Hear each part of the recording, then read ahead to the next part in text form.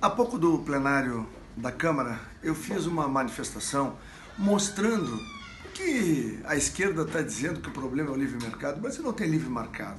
Você assista o pronunciamento, você vai entender o que essa gente fez com o Brasil quando saqueou a Petrobras e criou os problemas que nós temos hoje no nosso país. E eu queria mandar um recado aí para os vermelhinhos que estão se infiltrando na manifestação dos caminhoneiros.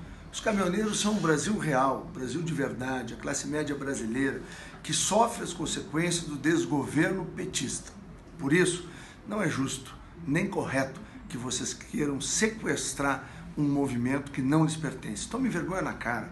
Os esquerdinhas e os vermelhinhos de plantão do PT, por favor, respeitem a sociedade brasileira e principalmente o trabalhador caminhoneiro, que é uma pessoa, e principalmente o autônomo, que sofre as agruras, paga a conta do que vocês fizeram com o nosso país. Senhores deputados, senhoras deputadas, aqueles que acompanham esse debate.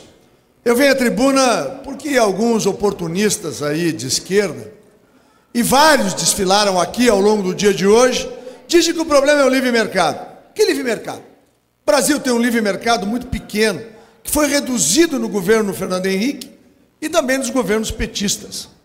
O modelo socialista convencional de tomada do poder, controle dos meios de produção, foi há muito superado pelo modelo da escola de Frankfurt, que é seguido pelo PSDB, ou pelo modelo gramsciano, que é seguido pelo PT.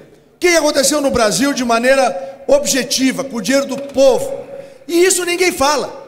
O PT, ao longo do último governo, repetiu a experiência nacional-socialista alemã, a experiência nazista. Usou o dinheiro do povo para concentrar a economia brasileira. É isso que aconteceu. Usou o dinheiro do BNDES, usou o dinheiro dos fundos de pensão, usou o dinheiro da Caixa. E o que é pior, quem tinha que nos proteger, que era o CAD, a CVM e a Justiça, silenciaram coniventemente com o que foi feito no Brasil. E qual era o modelo nazista repetido pelo PT no Brasil?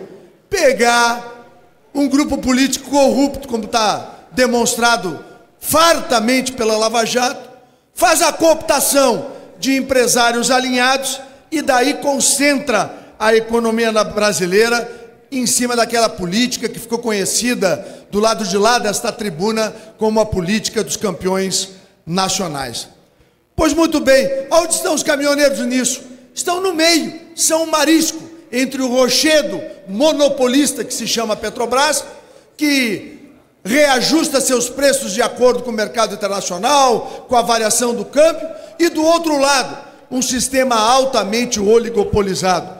Ou alguém aqui tem dúvida de que chocolate, cerveja, banco, carne de boi, carne de frango, carne de porco, varejo, não está tudo oligopolizado no Brasil? É claro, o caminhoneiro autônomo precisa repassar e diluir o custo, vai no setor que é majoritário e oligopolizado, e ele não aceita dividir.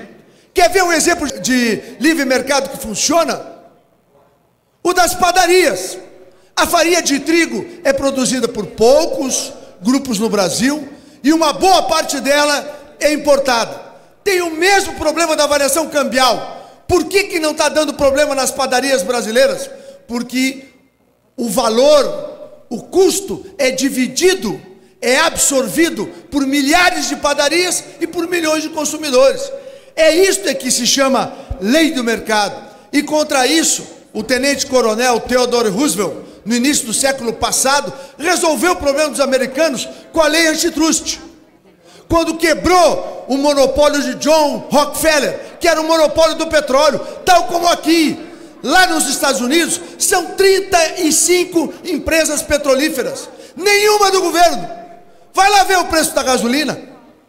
Esse é um dos problemas que o Brasil obrigatoriamente vai ter que enfrentar, não essa falácia que a gente ouviu falar por aqui. E é muito importante, nesse momento, reconhecer a manifestação dos caminhoneiros autônomos, e eu defendo os caminhoneiros autônomos, porque eles são a parte fraca desse processo. E o que é o caminhoneiro autônomo? É a tal classe média brasileira, que tem capacidade de indignação, que está querendo falar para os governantes de um governo que se sucede. Ou por acaso o Temer era vice de quem? Se não era vice da Dilma?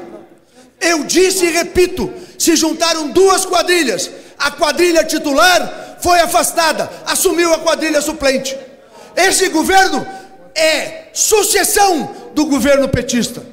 Portanto, hoje os caminhoneiros, a sociedade brasileira sofre sim os erros acumulados de maneira incessante, em parte propositalmente, como Palocci lembra na sua delação, organizadamente, como Palocci mostra na sua delação, e involuntariamente pela incompetência da ex-economista que tudo sabia e queria tocar vento, chamada Dilma Rousseff. Hoje o Brasil paga uma conta, mas ali em outubro o Brasil vai mudar.